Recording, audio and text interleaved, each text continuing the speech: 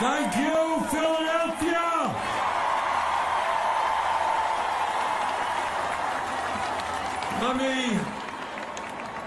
Let me thank all of you for coming out this afternoon.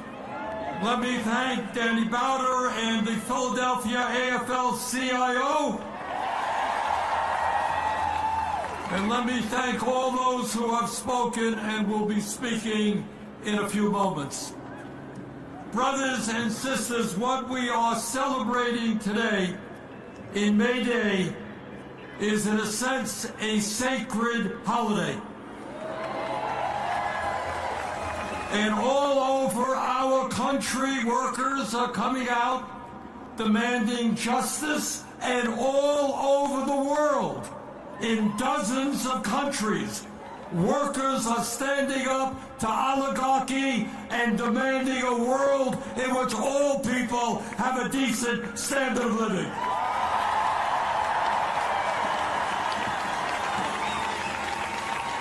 Today, we remember the struggles and the sacrifices of workers for hundreds of years who have stood up to powerful special interests to create a better world. And today we thank our brothers and sisters in the trade union movement for continuing that struggle.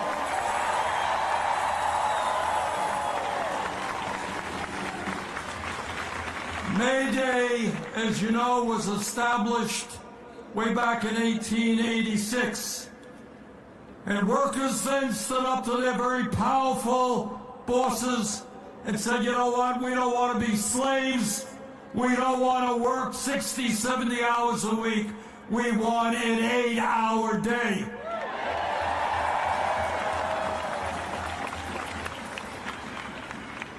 And throughout our history, workers stood up and they said, you know what, children should not be working in factories or in the fields. They should be in good schools. And throughout the years, workers said, we don't want our brothers and sisters dying in factories. We want safe working conditions. And workers in the trade union said that when people work more than 40 hours a week, as so many millions in our country do, they deserve and must have time and a half. And as a result of the struggles of the trade union movement, we have come a long way, not quite far enough, to end discrimination so that all people have an opportunity for a decent job, no matter what the color of their skin, where they were born, or their sexual orientation.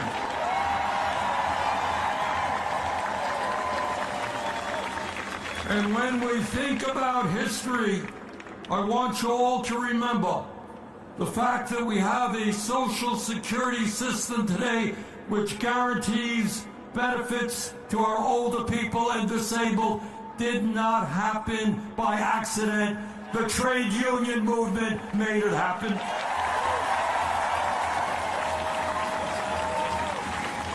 And the fact that senior citizens today through Medicare can get the health care they need did not happen by accident. Trade union workers made it happen. And today, the fact that millions of lower-income people and elderly people in nursing homes get supported by Medicaid did not happen by accident. The trade union movement made it happen. So my point is that because of the trade union movement, this country has come a long way over the last 150 years. But let me tell you something that you're not going to see in corporate media, and something that you're not going to hear much about on the halls of Congress. And that is that while we have accomplished much we still have an enormously important road forward if we're going to create an economy that works for all of us, not just a few. So let us be clear and lay it out on the table. In the year 2025 in America, we are now living in an oligarchic form of society. Never before in our history have so few had so much wealth while so many Americans are struggling. Never before have so few had so much political power, while millions of Americans no longer vote. Millions of others have given up on democracy because they look at government and they say, government is owned by billionaires, you are not representing us. You know, a few years ago, when I talked about oligarchy, people were saying, oh, what is Bernie talking about?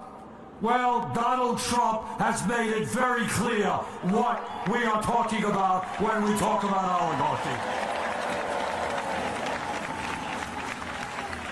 Oligarchy is a president who, when he gets inaugurated, he doesn't hide it. Right behind him are the three wealthiest people in America, Musk, Bezos, and Zuckerberg.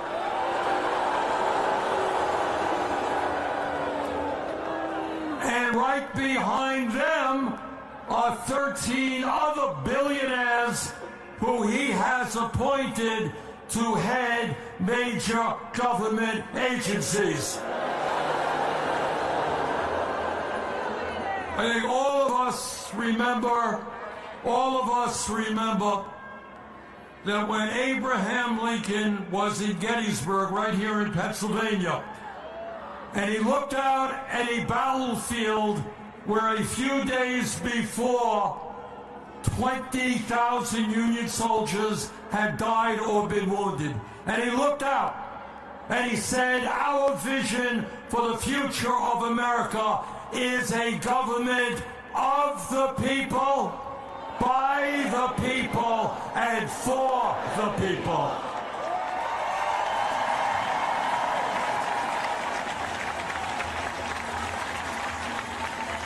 Well, what everyone knows is that today we have a government of the billionaire class, by the billionaire class, and for the billionaire class, and we will not allow that to continue. And let me be very clear. These oligarchs, these billionaires are not nice people. They are incredibly greedy people. You might think that somebody who has 10 or 20 billion dollars might be content, might think that's enough. Not these guys. They want it all. And they are prepared to destroy Social Security, Medicare, Medicaid, nutrition programs in order to get more tax breaks for themselves. So today, brothers and sisters, we tell these greedy oligarchs, this country belongs to all of us, not the billionaire class.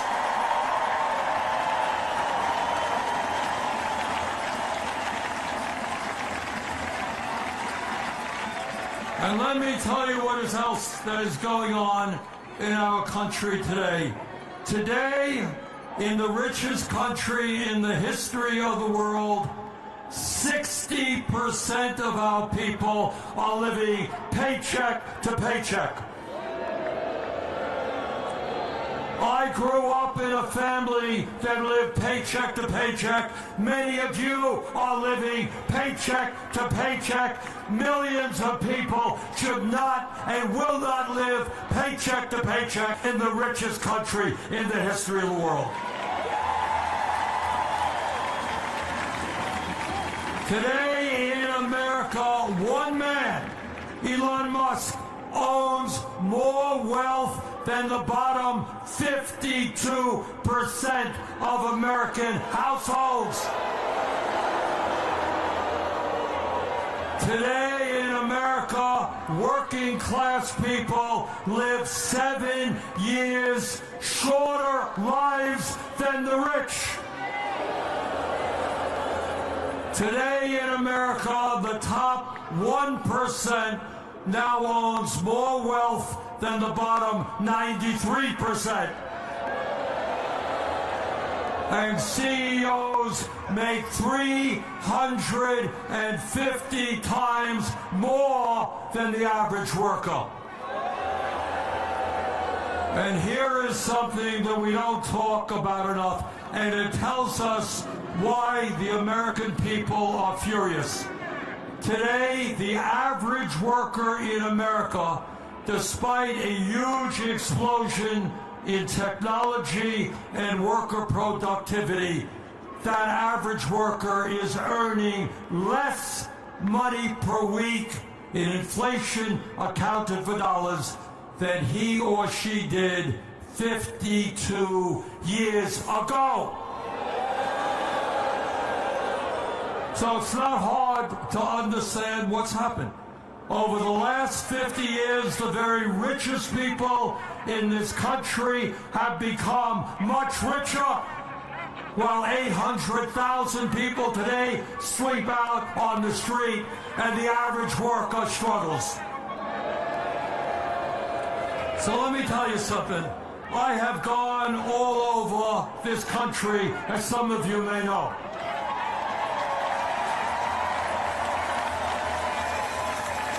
And what I am proud to tell you is the American people by the millions are saying no to oligarchy,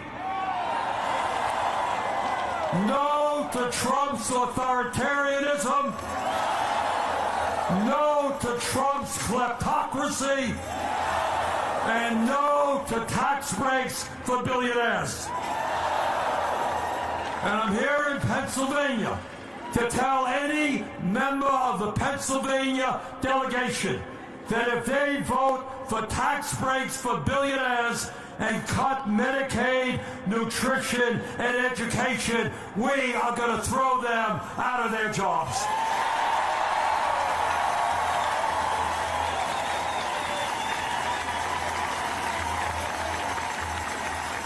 But brothers and sisters, our job right now, in my view, is twofold. First, we have got to fight Trump every single day.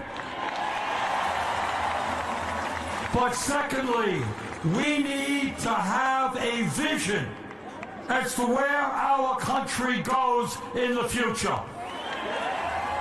And here is the bottom line, and I say that to my Democratic colleagues in the Congress.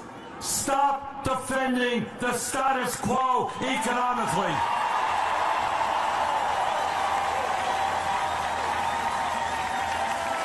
An economy in which the rich get richer and working people struggle should not be defended.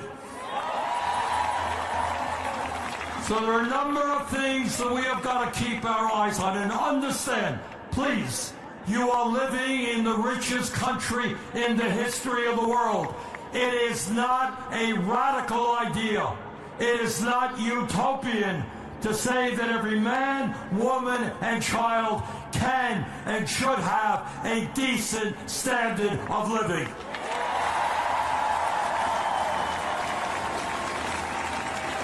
And at the top of the list of what we have got to do is to end a corrupt campaign finance system A system that allows billionaires in both political parties to control the political process and our economy. Brothers and sisters, democracy is about one person, one vote, not billionaires buying elections. And if we're going to deal with the massive income and wealth inequality that currently exists, we're going to not give the rich tax breaks. We're going to demand that the billionaires and their corporations start paying their fair share of taxes. And if we're going to build the movement that we need to take power in this country, we need to grow the trade union movement in this country. Right now, there are millions of workers who want to join unions. They're unable to do so because of the illegal behavior of corporations. And that's why we're going to pass the PRO Act. And if workers, a majority of workers sign a union card, they're going to belong to a union. Brothers and sisters, we need to raise the minimum wage in this country to a living wage. No worker working 40 hours a week should live in poverty. And brothers and sisters, if we're going to compete in the global economy, we need the best educated workforce in the world. And that is making not only our public colleges and universities tuition free. It means paying our teachers a wage that they deserve. There is no reason why we should not be having the best public education in the world and the best child care system in the world. Now, our Republican colleagues, or some of them, want to cut Social Security.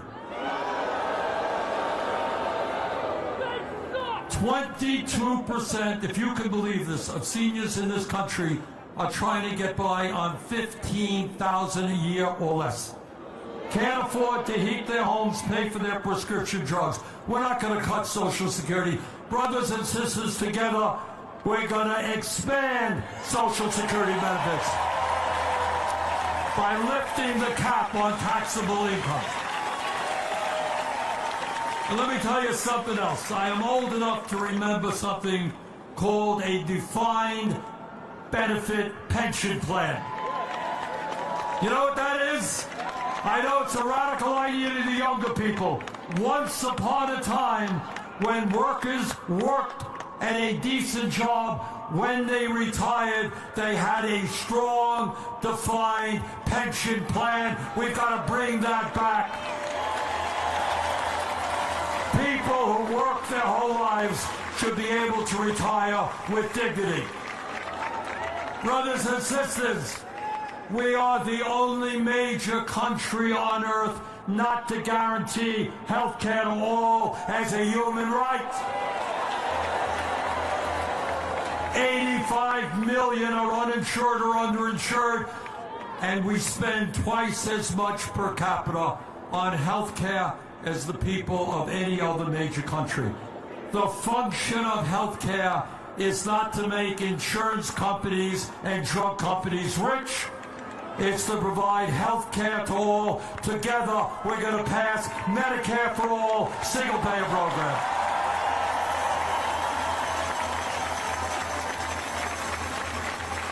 Donald Trump may think that climate change is a hoax. You and I know that it is an existential threat. We can create millions of good-paying union jobs by transforming our energy system into energy efficiency and sustainable energy. And brothers and sisters, instead of spending $1 trillion a year on the military, instead of giving billions of dollars to Netanyahu and his horrific war against the people of Gaza, we can cut military spending and build 5 million units of low-income and affordable housing. Now, I'm not going to tell you that the struggle in front of us is easy. The oligarchs own the economy, they own the media, they own the political process. That's the reality. And I may not have a PhD in mathematics, but there's one thing I do understand. That if we do not allow Trump and his friends to divide us up by the color of our skin or where we were born or our sexual orientation, if we stand together around a progressive agenda, if we start electing candidates who work for us and not the billionaire class,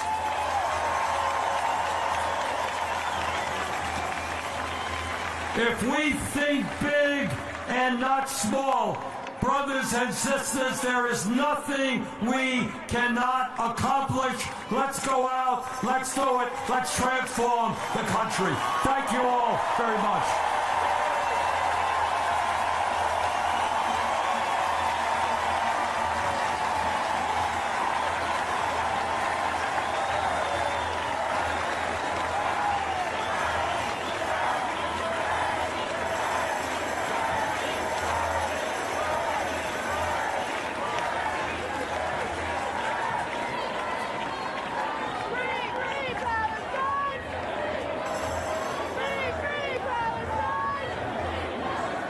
Wow!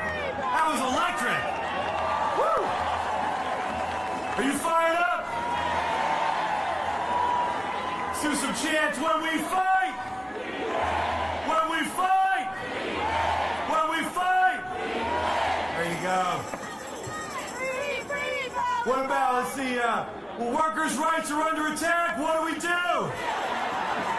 What do we do? What do we do? When immigrant rights are under attack, what do we do? What do we do? What do we do? When human rights are under attack, what do we do? What do we do? What do we do? That's right, we do fight back. Yeah. I'm really excited now to introduce our next speaker, Ava Romero of the Movement of Immigrant Leaders in Pennsylvania and Driving PA Forward Coalition.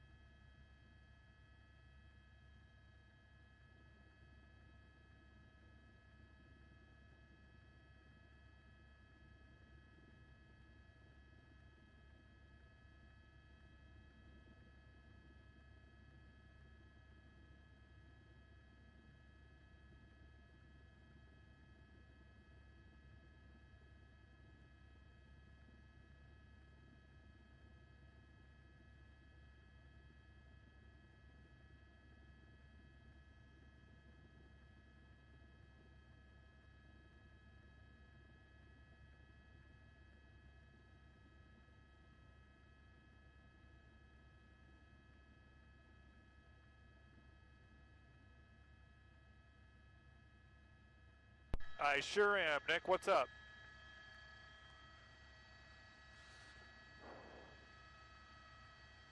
I did. Is that a minute 45 or is that shorter?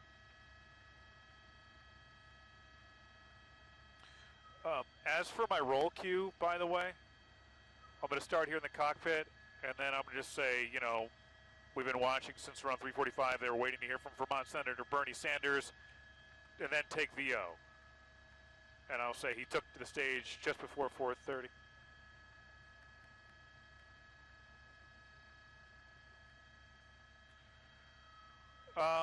I think we should just, I mean, it depends on what you want to do, but I was thinking we would go live intro. Well, what do you want to do? Do you want to show the crowd first? Okay. So, I will move this down then.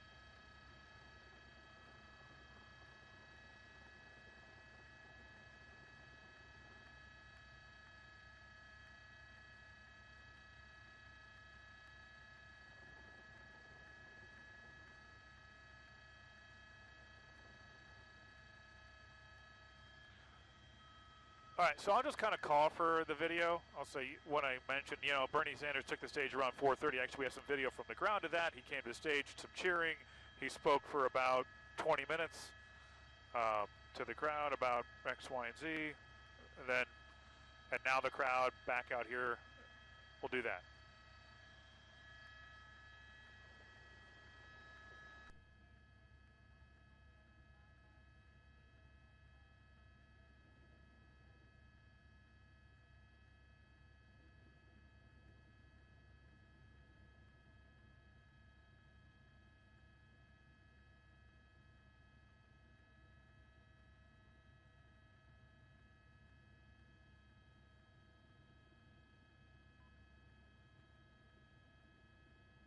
De la gente de bajos ingresos, como cada uno de nosotros.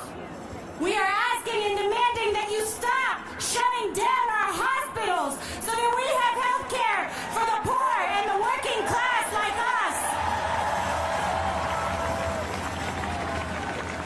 Pedimos a nuestros representantes, a la derecha y a la izquierda, que hagan su trabajo, que aboguen por nosotros, que paren las deportaciones, que no separen más familias. And we are asking and demanding of both parties that they stand up for us and that they fight against detention and deportation and the separation of families.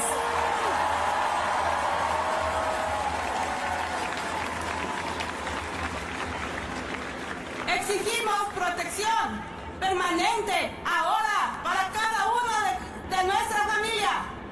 We are demanding permanent immigration protections for all of us and all of our families now.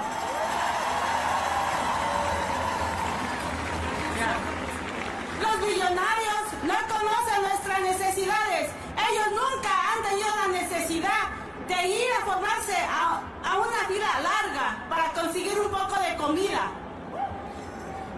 The billionaire class does not know our struggles. They have never had to stand in a long line for food. Tampoco han tenido la necesidad de escoger pago renta o pago un seguro médico. They have never struggled to decide if they're going to pay for health care or for housing. Ellos no tienen nada en común con nosotros. ¿Quién los puso en la Casa Blanca? They have nothing in common with us. Why are they in the White House?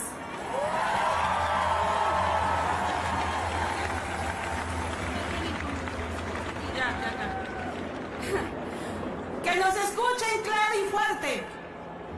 So listen to us loud and clear. No somos invisibles. We are not invisible. Somos una clase trabajadora. No somos desechables. We are not dispensable. Somos una clase trabajadora. We are the working class. Construimos este país con nuestro trabajo, con nuestra lucha día a día. We build this country with our work, day in and day out. Luchamos por un futuro mejor para nuestros hijos. We fight for a better future for our children. Hoy marcharemos con la frente en alto. Today we will march with our heads up. Aclarando, no estamos pidiendo, estamos exigiendo nuestros derechos. To say we are not asking, we are demanding our rights.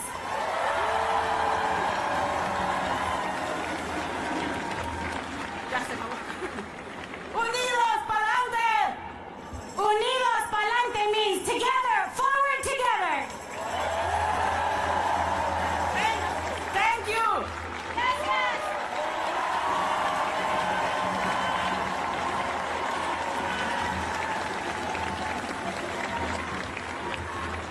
You fired up? All right, let's keep it moving. I'm so excited to have coming to the stage right now from the American Federation of Government Employees, National Vice President for District 3, Phil Glover, along with Local President Karen Ford Steyer.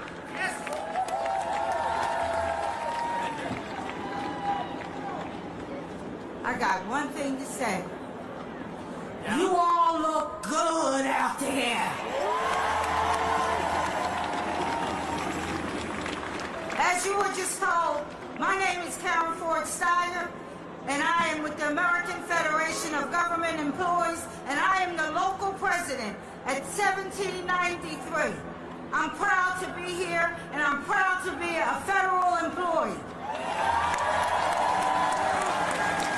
Before I introduce my MVP, I want you all to remember that unions are what make America work. To my right is the dynamic. This man, I think he has a Duracell battery because he just keeps going and it gets more better. More better. You like that? He's the National Vice President of District 3, and that's Delaware and Pennsylvania. Please, it's my honor to introduce Phil Glover. Fired up? Ready to go? This crowd is beautiful. Look at Philadelphia. As federal workers, AFGE represents 31,000 employees across Pennsylvania and Delaware.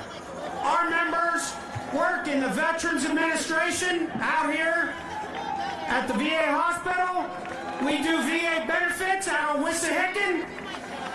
Our Department of Defense workers over here work out of Robbins Avenue. We do federal food inspection to make sure you don't get sick when you eat. Environmental Protection Agency makes sure your air and water are right. We have transportation security officers at the airports to make sure you fly safe. And right here, right across the way, we have Independence National Park, the National Park Service workers who take care of the history of America. So what the hell is going on in Washington? These people, since January 20th, have decided that you don't need a federal workforce, you don't need the VA, you don't need Social Security, you don't need the EPA, you don't need any of them. It is terrible up there. Elon Musk has come into this White House and taken it over. Who elected this clown? Go back to making cars that don't work. So I want to say this. On May Day, I just want to say, in memory of workers killed in the line of duty, AFG has had their fair share. We've had law enforcement officers killed. We've had VA nurses die of COVID. We had others die in DOD out in the country and overseas. And I just wanted to make sure we recognized that federal workers are union workers and we're with you. And we have some of those same problems. President Trump has come into office and fired thousands of probationary employees. These are first-year workers who are just replacing workers who have left. This isn't new workers. He isn't growing the agencies. He's used illegal actions to take away 195,000 workers' contracts. Stroke of a pen. This guy is a menace with a pen. They should take his Sharpies away. Maybe it might be time for the 25th Amendment. They talked about that a lot in the last administration. I don't hear them talking about it now. They have cut NIOSH. How many in here are blue-collar workers? Your PPE, all of that goes through NIOSH. They cut 200 employees out of Pittsburgh. One day, fired them. What are we doing? They have gotten rid of MSHA workers that inspect mines. Where's our mine workers? It's bullshit. They are planning to cut 83,000 VA workers in June and July. Under President Biden, we signed up 1 million veterans under the PAC Act, and now they want to take staffing back to 2019. Any veterans out there? Let's go, veterans. Speak up. They want to cut 7,000 employees out of the Social Security Administration. Who's going to process the benefits? Who's going to take care of the disabled? They deserve those benefits. That's what your federal workforce does. I will end with this. DOGE is not auditing anything. All of your friends and neighbors who watch a certain channel think, maybe they're out there, think that they are auditing things and finding waste, fraud, and abuse. They are not. Congress appropriated that money. Congress has oversight of those programs. And his bullshit is just to go in and save his own companies. That's what he's doing. My last comment is this. President Trump has brought forward this executive theory where he's in charge of everything and the Congress and the courts mean nothing. That is not what this country is based on. 3 co-equal branches. 3, not 1. We do not have a frickin' king in the White House. Where is our Congress? Where is our Senate? Where is the courts?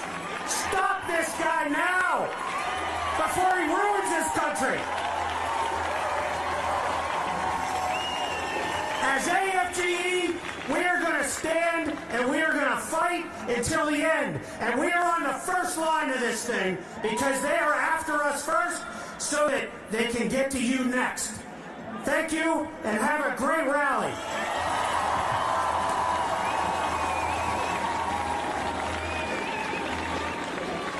Woo!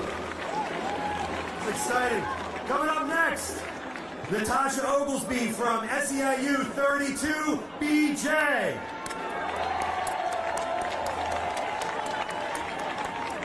Before Natasha speaks, I just want to shout out some of the elected officials that are with us today, including Congresswoman Mary Gay Scanlon, State Representative Joe Hohenstein, the Chair of the Labor Committee and City Council, Jimmy Harity, Councilmember Nicholas O'Rourke.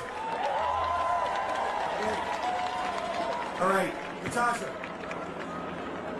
Hi everybody, how y'all doing today? Letitia Oglesby, and I'm a security officer at University of Pennsylvania. I've been there for almost 23 years, and I've been an SEIU member for 11 years. I am standing here on behalf of every union member to fight for better wages.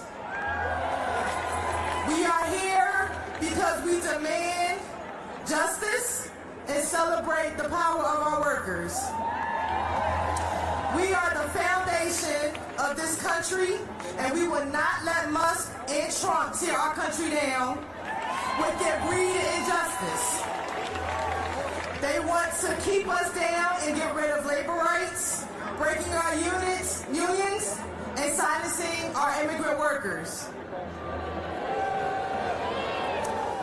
I am making a little under $2,000 a month right now. My bills are more than half of it. It's really difficult to live. Sometimes you gotta choose whether you are more hungry than you are thirsty, and it's sad. We are underappreciated, undervalued, and not considered high priority when it comes to our livelihood. We are treated like robots, not human beings. We are conditioned to work under rules and regulations set forth by companies that only see money and not value that we bring as human beings. As a direct result of the economic strain we are all forced to endure, I was recently evicted from my home a day before my birthday. It is extremely mentally draining to be living like this. My life is a constant reminder of what I can't do because of the money I don't have. I love to laugh and be around people, and those things are few and far between when this dark cloud of wages is over my head constantly. I think it's ridiculous that it's been 15 years since the wages has been raised from $7.25. It's ridiculous. PA is lagging behind all others when the Constitution is right down the street. We're supposed to be the first in everything, and we are dead last in wages. I think it comes down to greed. Inflation should include our paychecks. We are the foundation of this city, and we're being treated like dirt. Every day, security officers like myself are the first people you see when you walk into a building. We deserve affordable health care, union protection, safety, and respect on our jobs. We are the ones who build, clean, teach, heal, and feed this nation. We've had enough. Enough with the lies, enough with the intimidation. It's time for our leaders to be held accountable and force them to address the real crisis facing our workers. We have to stand together and fight together. We have to shut it down.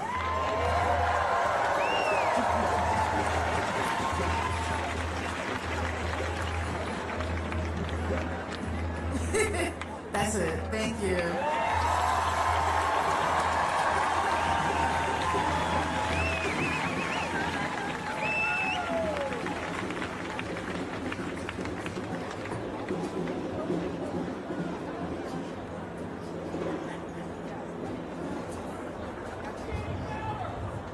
Wendell Young. Shout out to Local 1776, my home local. The Amazon workers, we're going to get you a fair contract. Next, I have the pleasure of introducing Lilia and Jorge from the National Domestic Workers Alliance. Come on up.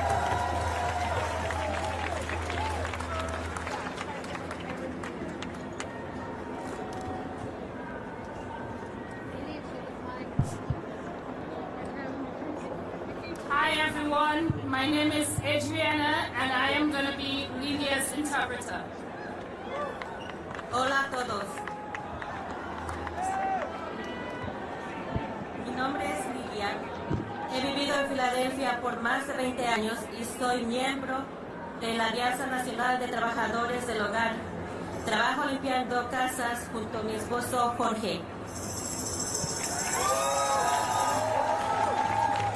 My name is Lilia. I live in Philadelphia for more than 20 years, and I am a member of the National Domestic Workers Alliance. I work cleaning houses with my husband, Jorge.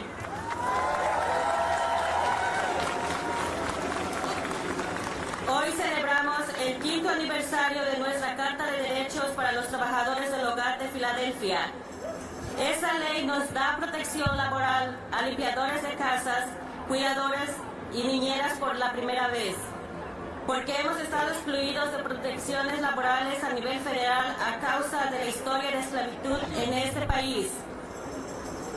Today we celebrate the 5th anniversary of our Philadelphia Domestic Bill of Rights. This law provides labor protection for house cleaners, caregivers, and nannies for the first time in Philadelphia, because we have been excluded from labor protection at the federal level because of this country's history of slavery.